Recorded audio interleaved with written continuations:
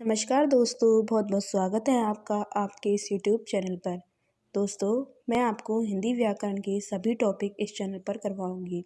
सबसे पहले हमने भाषा लिपि का एक महत्वपूर्ण टॉपिक पढ़ा। उसके बाद हम इस टॉपिक को पढ़ेंगे वर्ण विचार। वर्ण विचार में सबसे पहले हम वर्ण की परिभाषा देखते हैं।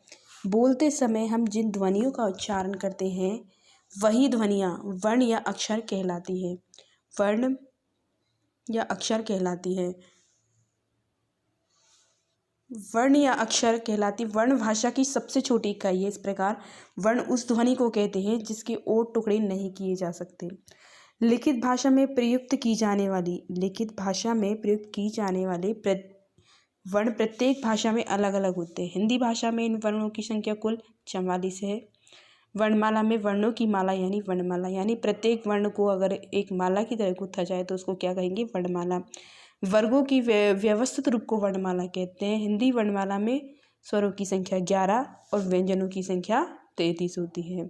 स्वरों की संख्या 11 और व्यंजनों की संख्या 33 होती है। वर्ण के दो भेद होते हैं फ्रेंड्स। दो भेदों में सबसे पहले आएगा स्वर और दूसरा है व्यंजन। स्वर्ण कितने होते हैं? स्वर होते हैं 11 और व्यंजन होते हैं 33। स्वर वर्ण जिन वर्णों के उच्चारण में किसी अन्य वर्ण की सहायता न लेनी पड़े उसे स्वर वर्ण कहते हैं। यानी मुख विवर से जो ध्वनियाँ बिना किसी बाधा के उत्पन्न निकले तो वो ध्वनियाँ स्वर ध्वनियाँ कहलाती हैं। इनमें सबसे पहले अ। इसमें आपको दोस्तों ये विभिन्न प्रकार की जो मात्राएं बताई गई है, सभी स्वरों की अलग अलग मात्राएं हैं। आप इनको ध्यान से देखें। अ, आ, ई और बड़ी ई, छोटा ऊ, इधर बड़ा ऊ, री, ए, आई, ओ, आऊ, ये सभी स्वर हैं। स्वर के 3 भेद होते हैं: ह्रस्व स्वर, दीर्घ स्वर और प्लुत स्वर। ह्रस्व स्वर कौन से होते हैं? इनके उच्चारण में सबसे कम समय लगता है। ये 4 हैं: अ, ई, उ, री। इनको लघु स्वर भी कहते हैं और ह्रस्व स्वर भी कहते हैं। तो ये 4 होते हैं। कितने होते हैं दोस्तों? 4। अब दीर्घ स्वर कितने होते हैं? इनके उच्चारण में ह्रस्व स्वरों के उच्चारण से दुगुना समय लगता है। ये 7 हैं: आ, बड़ी ई, बड़ा ऊ, ए, आई, ओ, औ। कुल मिला के कितने? 7 और 4 ह्रस्व स्वर हो गए। 7 और 4 11, टोटल हो गए 11 स्वर। अब प्लुत स्वर, इनके उच्चारण में ह्रस्व और दीर्घ स्वरों के उच्चारण से तिगुना समय लगता है। जैसे ओम, प्लुत स्वर एक ही है, ओम। अनुस्वार जहाँ बिंदी का समागम होता है वह अनुस्वार को माना जाता है। औंग वर्ण भी स्वरों के बाद ही आता है। इनका उच्चारण नाक से किया जाता है। इसका उच्चारण जिस वर्ण के बाद होता है उसी वर्ण के सिर पर बिंदी के रूप में से लगाया जाता है। जैसे रंग में लगा है, जंगल में लगा है, संग में लगा है, तिरंगा में आदि।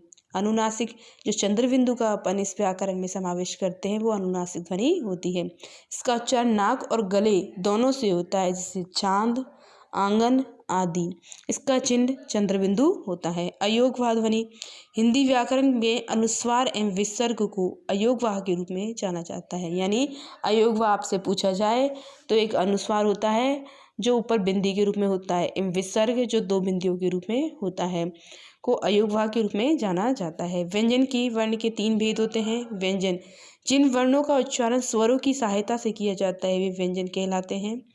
क वर्ग के वर्ग में 5 वर्ण व्यंजन आ गए और च वर्ग में 5 आ गए। ट वर्ग इसमें भी ट, ठ, ड, ढ, न और ड, ढ, ये हैं उक्षिप्त वर्ण कहलाते हैं दोस्तों। त, थ, द, ध, न ये त वर्ग में 5 आते हैं। और प वर्ग प, फ, ब, भ, म, य, र, ल, व ये सभी अंतस्थ हैं। अंतस्थ कुल मिला के कितने होते हैं? 4। श, स है ये कितने होते हैं? ऊष्म व्यंजन कितने होते हैं? 4। व्यंजन को वैसे हमने 3 भागों में बांटा: स्पर्श व्यंजन, अंतस्थ व्यंजन, ऊष्म व्यंजन।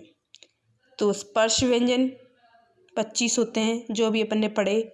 स्पर्श व्यंजन पढ़े थे वो सारे के सारे, जिनमें से 25 व्यंजन क वर्ग, च वर्ग, ट वर्ग, त वर्ग और प वर्ग, ये 5 वर्ण किसके हैं? स्पर्श व्यंजन के। टोटल 25 वर्ण इसमें आते हैं। अंतस्थ है जो अपन ने पढ़े य, र, ल, व, ये 4 वर्ण अंतस्थ में आते हैं। और ऊष्म व्यंजन में आते हैं 4 श, श है। अब इनको आप टोटल करो, 25 और 4 29 और 29 और 4 33 हो गए, टोटल 33। तो 33 टोटल व्यंजन होते हैं, 11 स्वर होते हैं। स्पर्श व्यंजन, स्पर्श व्यंजन किसे कहते हैं, इसकी परिभाषा और देख लो दोस्तों। स्पर्श यानी छूना, जिन व्यंजनों का उच्चारण करते समय फेफड़ों से निकलने वाली वायु कंठ, तालु, मूर्धा, दांत या ओठों को स्पर्श करती है। अर्थात इन्होंने जो एक क्रम दिया है वो भी वर्ग के हिसाब से दिया। कंठ का उच्चारण क वर्ग, तालु का उच्चारण च वर्ग से, मूर्धा का ट वर्ग, दांत त वर्ग, ओठों का प वर्ग। यानी कि जिनसे फेफड़ों से निकलने वाली वायु कंठ, तालु, मूर्धा, दांत या ओठों का स्पर्श करती है उन्हें स्पर्श व्यंजन कहते हैं। क से लेकर मैं तक 25 स्पर्श व्यंजन है। के वर्ग का उच्चारण स्थल कंठ है, तो तय वर्ग का उच्चारण स्थल दांत है। तो आप समझ गए, क्रम वाइज ये उच्चारण स्थल दिए हुए हैं। अंतःस्थ व्यंजन किसे कहते हैं, अंत है यानी मध्य, बीच में स्थित। इन व्यंजनों का उच्चारण स्वर तथा व्यंजन के मध्य का सा होता है। कौन कौन से होते हैं अंतःस्थ? य, र, ल, व, टोटल 4।